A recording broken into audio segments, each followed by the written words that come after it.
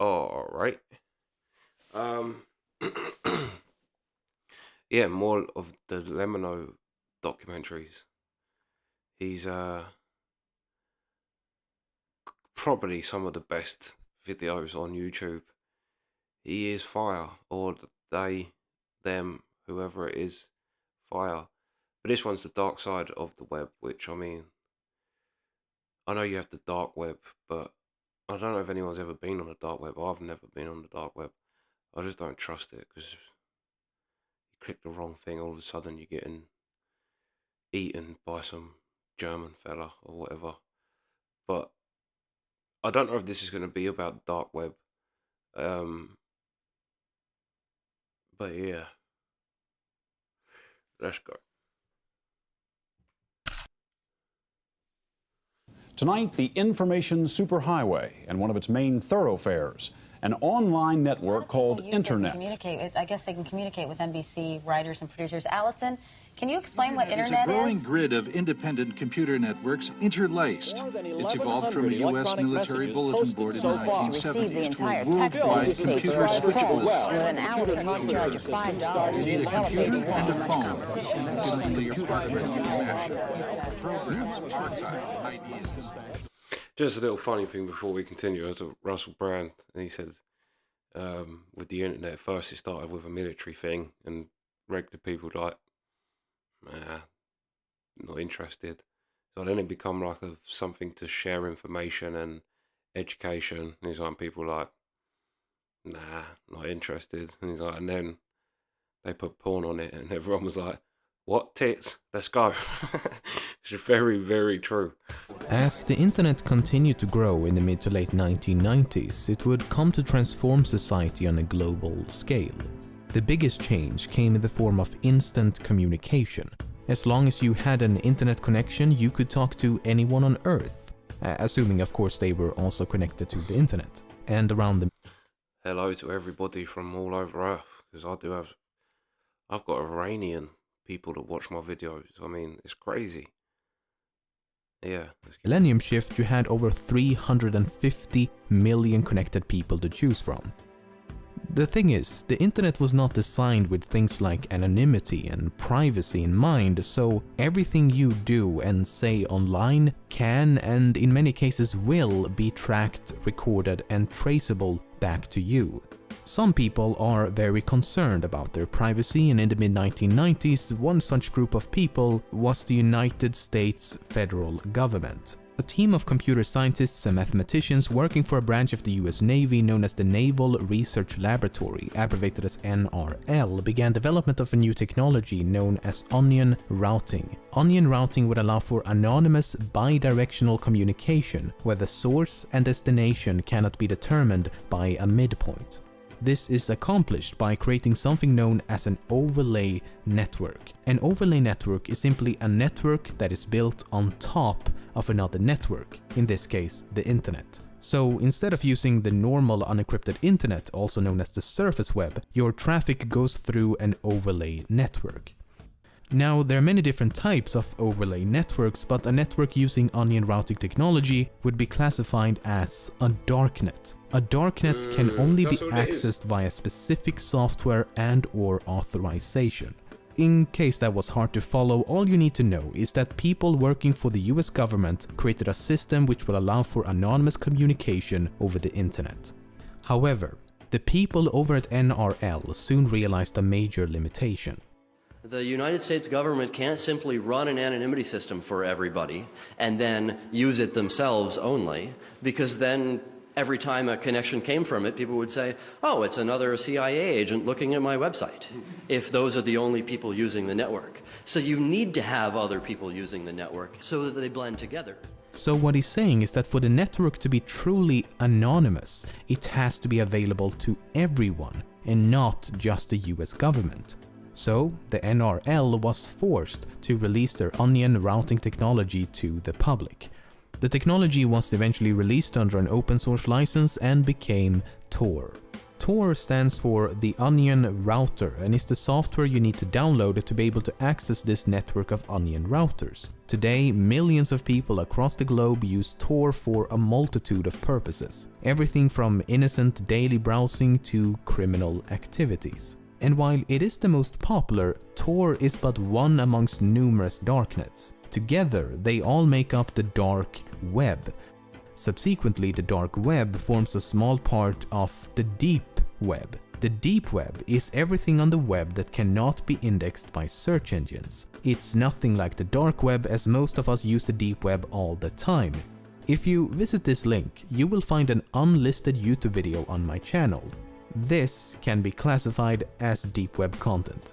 I know it's a bit anticlimactic, but yeah, this video exists on the deep web simply because no search engine can find it.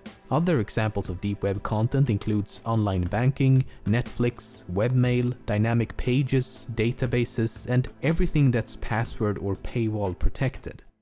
As you can imagine, the deep web has a lot more content than the surface web. How much more? Well, we don't know, because by its very nature it's near impossible to determine.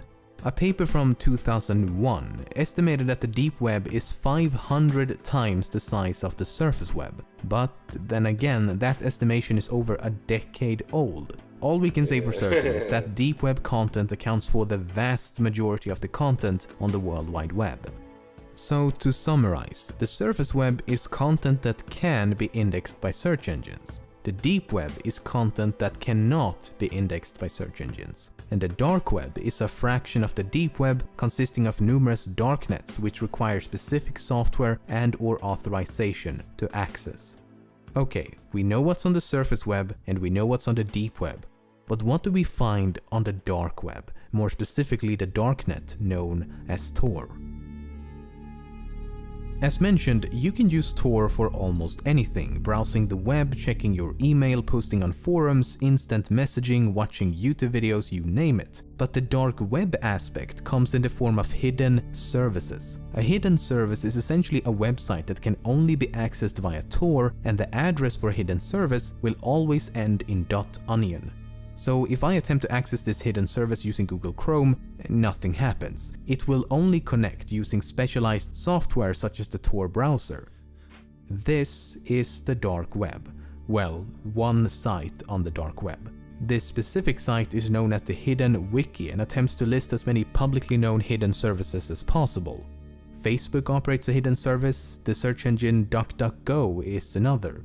But this is about as far as I will go, because there is definitely a darker side to the dark web. Anonymity attracts a vast variety of people and can be used for both licit and illicit purposes. In October of 2013, the FBI took down the online drug marketplace known as Silk Road. The website had been in operation since the beginning of 2011, with a total revenue estimated at 1.2 billion. News about the Silk Road website brought the dark web out of the dark and right into the public eye. This graph shows daily traffic over the Tor network before Silk Road was mentioned in mainstream media. This is after. Only a few months after Silk Road had been taken down, ex-administrators of the site launched Silk Road 2.0. However, in late 2014, the FBI arrested the admins and the second marketplace was taken down as well. A few hours after that, Silk Road 3.0 was launched and the seemingly endless spiral continues. And keep in mind... But that is what the beauty of the internet is now. Is that, like, let's say, for example, a politician says something, a president, a prime minister, someone important says something fucked up. Before, you could kind of... It would only be the people in the room that heard it, and you'd kind of have control over the releasing of that information. But now someone just has to have it, put it up online, and before you know it, people have a copy of the video and then they can upload it, and no matter how much you take it down, it just keeps getting put back up by somebody. But it is a great thing. But then, yeah, I suppose. Let's go. That Silk Road was just one website among many. You can find numerous others just like it, selling every illegal drug you can imagine and more.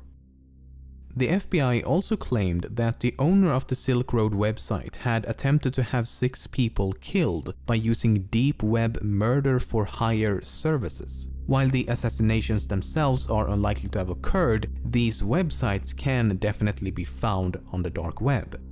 The problem is a lack of evidence. Anyone can set up a darknet website claiming anything for any reason, especially if there's money involved. One such website was recently hacked, and several emails by the admins would suggest the website is indeed a scam set up to make money. One message reads, "We receive orders to kill people from all over the world. However, our site is fake and we don't have any hitmen. We forward the orders to police departments where the targets are located." And in yet another email, they bluntly You've got to be a stupid motherfucker. Alright, I get it's the dark web, but to hire a hitman online, like, I don't know why. You gotta be dumb. Let's go. This website is to scam criminals of their money. Then again, this supposed hack could have been faked as well, so there's no way to be absolutely certain. Unfortunately, the dark web has some much more depraved and gruesome extremes. Many websites contain various forms of sexualized torture and killing of animals, and child pornography sites are a huge problem on the dark web. A site known as Lolita City, which has now been taken down, contained over 100 gigabytes of photos and videos and had around 15,000 members. Another website known as Playpen was taken down by the FBI in 2015, in a way, which may have been the largest. Oh, maybe not that one. I was going to say, like, this is, but then if this is one of the largest, 65, that's kind of a relief. Although the sites are awful and what they show are awful, to think the first one only had 15,000, which sounds like a lot. 60,000 sounds a lot, but not when you're talking about the whole world. Like, that's kind of reassuring in humanity, I suppose. Or maybe it's just people don't know it's there. Yeah, let's go. Child pornography site on the entire dark web with over 200,000 members.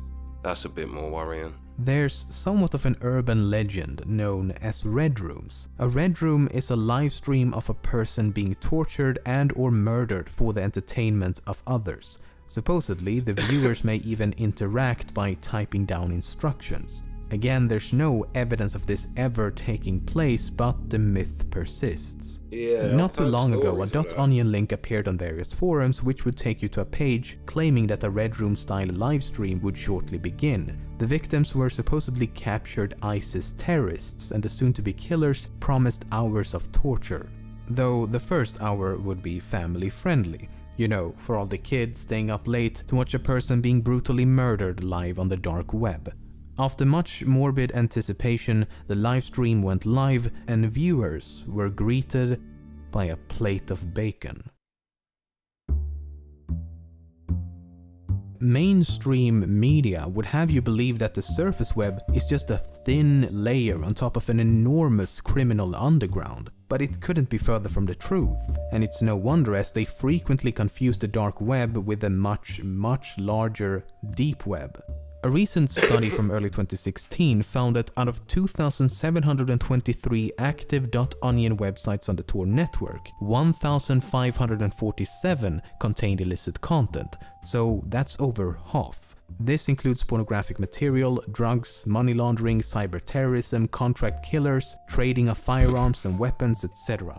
But only 3 to 6% of all Tor users actually use these hidden services, so only 3 to 6% use the dark web. The vast majority exclusively use Tor to protect their privacy and to browse the surface web anonymously and have never visited a .onion website. So while there's no question that the dark web contains some of the most horrific content on the entire web, it's nowhere near as extensive as some make it out to be. Okay, here's a question then. How do you prevent criminals from using these services while still allowing lawful citizens to protect their privacy? The answer is quite simple. You don't. You can't restrict something that is by its very nature meant to be unrestrictive. That's the problem with anonymity. Anyone can do or say anything, so we have no choice but to take the good with the bad. Even if law enforcement agencies had the ability to shut the entire network down completely, they wouldn't, because the US government need Tor as much as anybody else. Remember, they created this technology, and they did not create this technology just so they could release it to the public for free. It was only released to the public as public usage is an essential part of what makes Tor anonymous. It takes us right back to this. The United States government can't simply run an anonymity system for everybody and then use it themselves only, because then every time a connection came from it, people would say, oh, it's another CIA agent. Who do you think funds the Tor project? In 2007, 100% of the Tor project's funding came from the US government. In 2008, 86%. In 2009, 90%. In 2010, 94%. In 2011, 78%. In 2012, 81%. In 2013, 94%. A government agent working undercover is as much in need of online anonymity as a terrorist, pedophile, or whistleblower. It's everyone or no one. That's the unfortunate truth.